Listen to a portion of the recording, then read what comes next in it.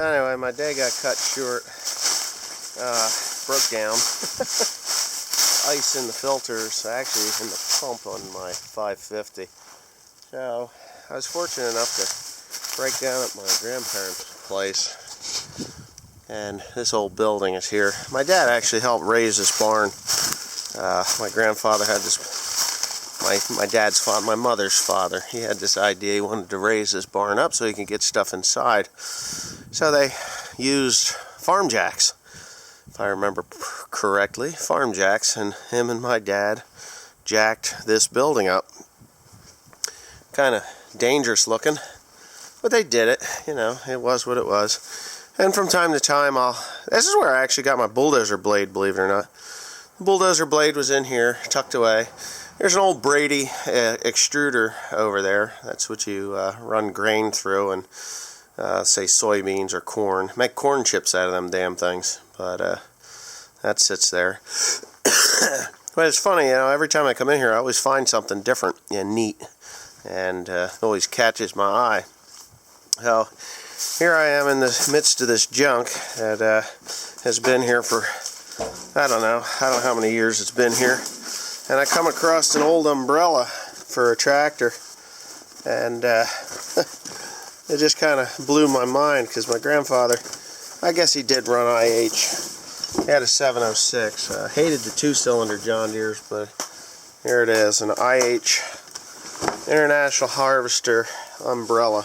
In pretty good shape. Only has one mouse hole through it. Oh, this is cool. What the hell is this? A Motorola telephone. It's camouflage. I wonder who the hell that belongs to. If it's, yeah, telephone. Amazing. Amazing what you find in this place. And that's not that old. I did find an old yoke here for a harness for the collar. It's very old, actually. Probably worth quite a bit of money. I wouldn't mind having that for my house, to hang it on the wall. And I also, you know, it's funny. There's old cabinets and there's old, yes, there's some bearing parts and stuff like that. The flangettes. And then here is a can with knife sections in them. These type of knife sections. This one's never been open, and it is an International Harvester knife section. That's what they are in there. So this is where my grandfather used to do a lot of his shop work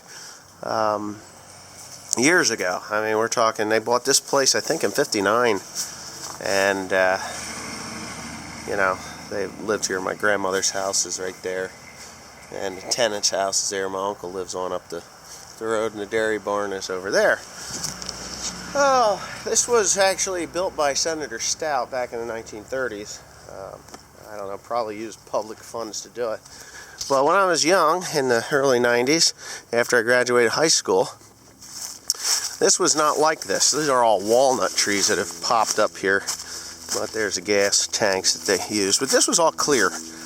And these were chicken coops that were used. Senator Stout's chicken coops, I guess you want to call them. Anyway, you can notice they're on steps to follow the hillside. And this was all cleared off. As a matter of fact, in 1998, when I first got my big square baler, I bought that in '98, I stacked hay in here that I had made in those fields up there. But that is the manure barn, the manure building. And the chicken manure, that rail, see that steel piece that comes off of this building down? Well, there was a trolley that would come down there, and you would scoop your manure into the trolley, and it would go into the manure building, and you would dump it into the manure spreader. Probably one of the only sections of this barn building that is any good, because it has a tin roof on it, and obviously my uncle had what was in here, soybeans in here, and over the years there's the roofing material that should have went up on there. Holy shit, look at that. Here's there's something. I never noticed that before in all my life. Explosive bomb. 2 dispensers and bomb. Aircraft. GBU 1913. Serial NOS. I don't even know what the hell that's from, but it says GBU 1913. Or maybe that's 19B. Dash B. That's what that is, not 1913. I don't know what that is. Maybe somebody out there. Date loaded, 370. So this was loaded. This is a Vietnam era box lid that was used to block up something in the back. This is for the chicken coop. Maybe I can get through here. I don't know. This is kind of an adventure to me, if you ask me, because I haven't been in this farm, or not this farm, in this building in a long time. Let me go ahead and close the door. This is an adventure I'm taking y'all on. I'm waiting for Timothy to show up with some stuff to get my starter going, or my truck going. Here's an old egg basket. It's had nest after nest after nest built upon it by barn swallows. This building is in pretty bad shape. But here's that track I was talking about. Here, remains of the track anyway, and the watering system and stuff is there also. It's kind of cool, huh? Well, I'll just keep right on going. Now, this was a fancy pants chicken coop in its day, because the center of it, where the offices were, I believe was the office. I always said it was an office, but my uncle says that it was I don't know what it was. I forget what he told me it was. But it was really cool when I was a kid to go up in the top there, because it even had, and it's all fell in now, which is a real shame. Although it would have took with some roofing and it would have been okay, but you know, time and money. So now it's all laying on the bottom. There's the old chimney for it. Yeah. Wow. My mom was a kid here, and she remembers a lot more about it than I ever would. But I was upstairs in there at one time. You could see that antique tin paneling that's up in there. You can see that there. It's kind of cool. It's all rusting away. Shame. I don't know. In its heyday, it was something else. But when my grandfather was alive, it never fell in like this. He always made sure that there was a roof on top of it. Not that there would ever be chickens back in here, even though it would be cool to have chickens back in here. But these, I guess those are probably brooder houses here. I don't know what you would call them. Yeah, I'm not a chicken farmer. I did have chickens for years, but I was a lot younger, and I used to deliver minerals for Young's Livestock Nutrition, and I would deliver them here into one of these buildings. I think it was up at the top, because my uncle would make feed, and then he had beans in a couple of these things, and I'm going to take my life into my own hands and walk under this gargantuan structure that could fall on me and kill me at any second. Of course, you guys would just love to see that, huh? And you can see out the back, it's all been falling in for a while.